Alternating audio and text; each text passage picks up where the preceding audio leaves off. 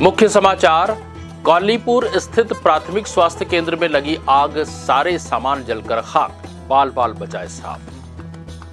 नियत नीला नार योजना के तहत कलेपाल में विकास कार्यों का कलेक्टर ने लिया जायजा, किया निरीक्षण और कहा सहयोग करें ग्रामीण।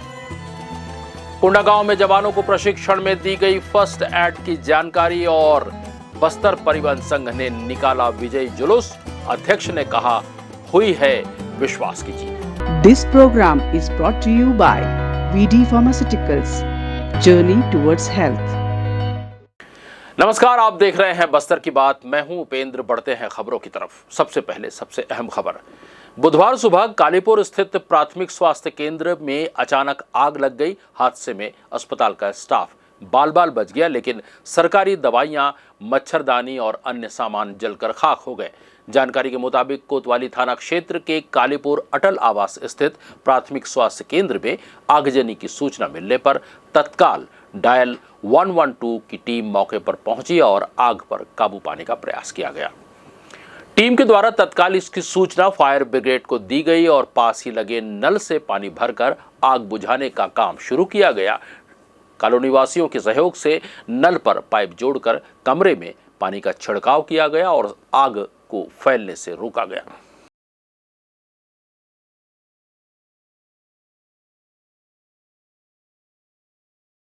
बढ़ते हैं अगली खबर की तरफ। बस्तर संभाग मुख्यालय का परिवहन संघ, बस्तर परिवहन संघ का चुनाव विगत रविवार को संपन्न हुआ, जिसमें 3 पैनलों के 21 सदस्यों ने अपने भाग्य आजमाए थे, जिसमें एकता पैनल के सभी सदस्यों ने बाजी मारी थी, जिसका विजय जुलूस बुधवार देर शाम को बड़े ही धूमधाम से गीदम रोड स्थित बस्तर परिवहन संघ से निकाला गया और ये चौक चौराहे से होते हुए लोगों का आशीर्वाद लिया।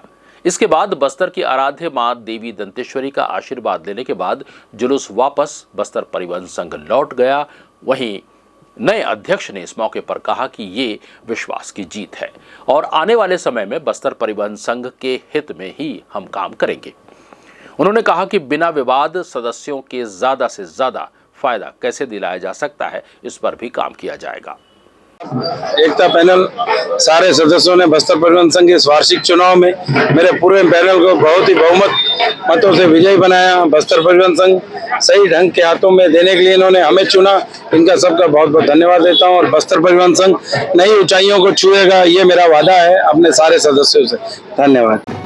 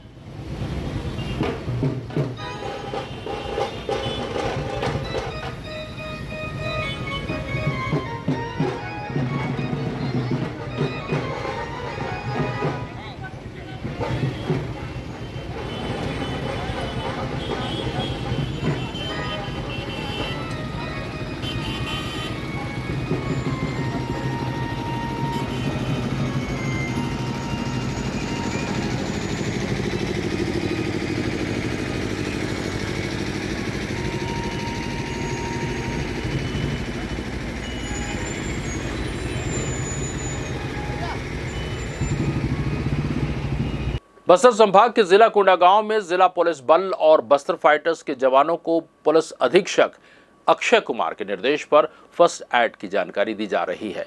आपको बता दें कि नेशनल हाईवे 30 पर बढ़ रही सड़क दुर्घटनाओं को देखते हुए आईटीबीपी के जवानों के माध्यम से पुलिस के जवान और बस्तर फाइटर्स के जवानों को प्रारंभिक चिकित्सा सुविधा के प्रशिक्षण दिए जा रहे हैं। ये कार्यक्रम केवल सड़क हादसे में ही कारगर साबित नहीं होंगे, बल्कि जिले के नक्सल ऑपरेशन के दौरान होने वाले कैजुअलिटी में भी काफी फायदेमंद होगा। इस बारे में और ज्यादा जानकारी देते हुए कोंडागांव के पुलिस अधीक्षक अक्षय कुमार ने बताया। सबको नमस्कार। आज सुबह कोंडागांव जिला में पुलिस लाइन में आईटीबीपी और हमारा जिला पुलिस बल, बस्तर फाइटर सभी को इन्वॉल्व करके एक सेशन रखा गया है। उस सेशन में आईटीबीपी का जितने भी पैरामेडिक्स हैं उनके द्वारा हमारा पुलिस बल को और बस्तर फाइटर को प्रशिक्षण दिया जा रहा है कि इमरजेंसी सिचुएशन को कैसे टैकल करना है। जैसे अगर कुछ इमरजेंसी सिचुएशन आता है तो कार्डियो पल्मोनरी रिससिटेशन कैसे करना है, सीपीआर कैसे करना है, और एम्बुलेंस में जो ऑक्सीजन सिलेंडर रहता है उसको उपयोग क्या रहता है, उससे कैसे अपन जो इमरजेंसी सिचुएशन को टैकल करने के लिए उसको कैसे यूज़ किया जाता है, ये सब का हम एक ट्रेनिंग सेशन सुबह पुलिस लाइन में कराया गया है, ताकि कभी भी जंगल में अगर कुछ भी होता है तो फिर सभी जवान को एक नॉलेज टाइप का रहता है कि कौन सी सिचुएशन में कैसे अफेक्ट करना है। Thank you. बढ़ते हैं अगली खबर की तरफ। बस्तर कलेक्टर विजय दयाराम के ने गुरुवार को जिले के अंतिम छोर में स्थित ग्राम पंचायत कलेपाल में नियत नीलानार योजना अंतर्गत सड़क निर्माण, विद्युत आपूर्ति, मोबाइल नेटवर्क टावर की स्थापना के बाद विकास कार्यों का निरीक्षण किया। इस मौके पर गांव की देवी मंदिर का दर्शन कर ग्रामीणों से कलेक्टर ने चर्चा की। कलेक्टर ने कहा कि शासन द्वारा नियत नीलानार योजना के तहत विकास कार्यों और आधारभूत संरचनाओं के विकास पर जोर दिया जा रहा है। इसी के तहत गांव के सर्वांगीण विकास में ग्रामीण जन सहयोग करने की और अन्य विकास कार्यों की स्वीकृति देने की बात उन्होंने कही। उन्होंने कलेपाल में पंचायत भवन, स्कूल भवन, आंगनबाड़ी केंद्र भवन निर्माण के लिए जमीन चिन्हांकित करने के भी निर्देश दिए। पेश है एक रिपोर्ट। नियत नीलानार योजना के अंतर्गत कलेपाल में हुए विकास कार्यों का बस्तर कलेक्टर ने निरीक्षण किया। इस अवसर पर उन्होंने कहा कि गांव के विकास में ग्रामीण जनों के सहयोग से अन्य विकास कार्यों को गति दी जाएगी। इस अवसर पर बस्तर कलेक्टर ने गांव की देवी मंदिर का भी दर्शन किया और ग्रामीणों से चर्चा की। ग्रामीणों को संबोधित करते हुए उन्होंने कहा कि शासन द्वारा नियत नीलानार योजना के अंतर्गत विकास कार्यों और आधारभूत संरचनाओं के विकास पर जोर दिया जा रहा है। उन्होंने कलेपाल में पंचायत भवन, स्कूल भवन, आंगनबाड़ी केंद्र भवन निर्माण के लिए जमीन चिन्हांकित करने के निर्देश दिए। कलेक्टर ने कहा कि विगत वर्ष अगस्त माह में गांव के दौरे में सड़क, बिजली की व्यवस्था करने की बात कही थी। प्रशासन ने नियत नीलानार योजना के तहत ग्रामीणों की सुविधाओं के लिए विकास कार्यों को गति दी है। उन्होंने कहा कि स्कूल में बच्चों की उपस्थिति सुनिश्चित की जाए। इसके अलावा गांव में स्वास्थ्य परीक्षण, टीकाकरण की स्थिति, आयुष्मान कार्ड बनाने की स्थिति, महतारी वंदन योजना के आवेदन की स्थिति का भी संज्ञान लिया। उन्होंने कलेपाल के ग्रामीणों द्वारा विधानसभा निर्वाचन के दौरान गांव में ही बने मतदान केंद्र में अपने मताधिकार का उपयोग करने के लिए ग्रामीणों को बधाई दी। इस अवसर पर पुलिस अधीक्षक शलभ सिन्हा ने कहा कि नियत नीलानार योजना के अंतर्गत गांव में आधारभूत संरचनाओं का विकास के साथ ही पुलिस जनता के सभी प्रकार के सहयोग के लिए है। गांव के सभी बच्चों को अच्छी शिक्षा, गांव का बच्चा नौकरी करेगा तो गांव में भी तरक्की होगी। उन्होंने कहा कि पुलिस परिवार की ओर से ग्रामीणों के मनोरंजन के लिए टीवी और सेटअप बॉक्स की व्यवस्था की जाएगी। बस्तर कलेक्टर और बस्तर पुलिस अधीक्षक ने कलेपाल के सभी पारा में विद्युत आपूर्ति का भी निरीक्षण किया। हम आपको बता दें कि जिले के अति संवेदनशील और सुदूर ग्राम कलेपाल दंतेवाड़ा और सुकमा जिले के सीमा में स्थित है।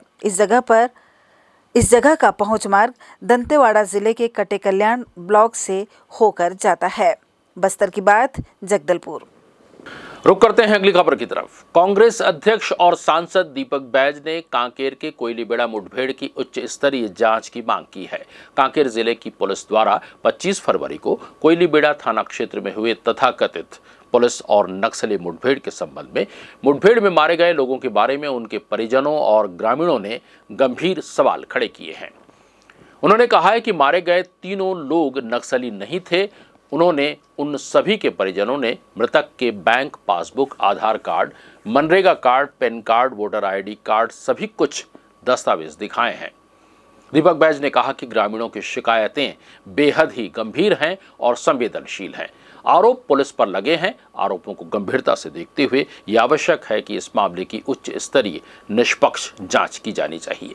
कांग्रेस पार्टी मांग करती है कि उच्च न्यायालय के वर्तमान न्यायाधीश की निगरानी में इस मुठभेड़ की जांच कराई जाए।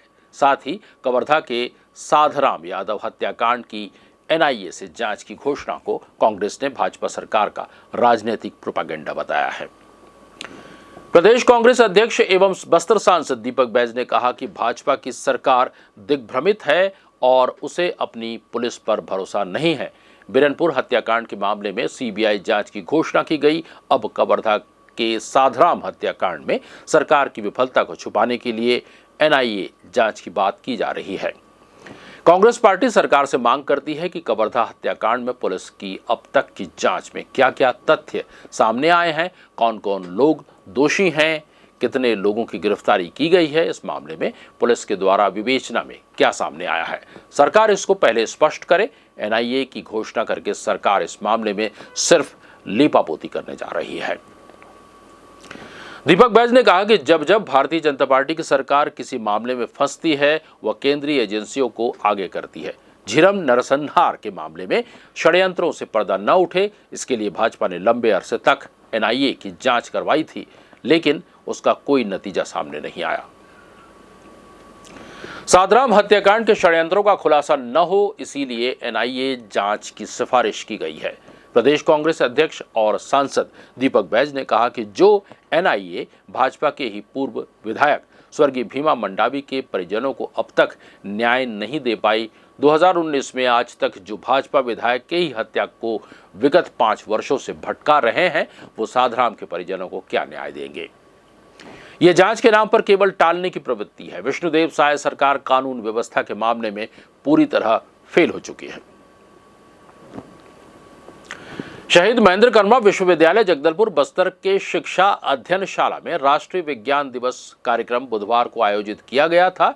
कार्यक्रम के मुख्य अतिथि डॉक्टर आनंद मूर्ति मिश्रा थे। कार्यक्रम में छात्र छात्राओं को उद्बोधन देते हुए विभागाध्यक्ष डॉक्टर आनंद मूर्ति मिश्रा ने अपने छात्र जीवन में विज्ञान कार्य संबंधित प्रसंगों का वर्णन करते हुए छात्रों को प्रेरित किया। उन्होंने हमारे दैनिक जीवन में विज्ञान की महत्ता और उपयोग के बारे में बताया, जैसे आयुर्वेद में सत्कर्म से उपचार, औषधि पौधों से उपचार जैसे गिलोय का बुखार में उपयोग, नीम बबूल से दांतों का उपचार, जड़ी बूटियों से टूटी हुई हड्डियों का उपचार, इन सब के हमारे दैनिक जीवन में वैज्ञानिक महत्व को बताया। इस वर्ष 2024 का राष्ट्रीय विज्ञान दिवस का थीम विकसित भारत के लिए स्वदेशी प्रौद्योगिकियां हैं। छात्रों को संदेश देते हुए कहा कि विद्यार्थियों को विज्ञान, तकनीक और नवाचार के क्षेत्र में काम करना चाहिए, विज्ञान व अनुसंधान के क्षेत्र में काम करना चाहिए। इस मौके पर विद्यार्थियों को उन्होंने संदेश देते हुए राष्ट्रीय विज्ञान दिवस के अवसर पर प्रेरित किया। कार्यक्रम में बीएड, राजनीति विज्ञान, अंग्रेजी, कंप्यूटर अध्ययनशाला के समस्त छात्र छात्राएं और शिक्षक शिक्षिकाएं मौजूद थे। बस्तर की बात में अंत में एक नजर डालते हैं आज के मुख्य समाचारों पर। मुख्य समाचार, कौलीपुर स्थित प्राथमिक स्वास्थ्य केंद्र में लगी आग, सारे सामान जलकर खाक, बाल बाल बचाए साफ। नियत नीला नार योजना के तहत कलेपाल में विकास कार्यों का कलेक्टर ने लिया जायजा, किया निरीक्षण और कहा सहयोग करें ग्रामीण। कोंडागांव में जवानों को प्रशिक्षण में दी गई फर्स्ट एड की जानकारी और बस्तर परिवहन संघ ने निकाला विजयी जुलूस, अध्यक्ष ने कहा हुई है विश्वास की जीत। बस्तर की बात में आज के लिए बस इतना ही। कल फिर आपसे मुलाकात होगी। जाने से पहले गुजारिश है कि आप हमारे चैनल को सब्सक्राइब कीजिए, साथ ही बेल आइकॉन पर भी क्लिक करना ना भूलें और मुझे दीजिए इजाजत। अगली मुलाकात तक के लिए नमस्कार। This program was brought to you by VD Pharmaceuticals. Journey towards health.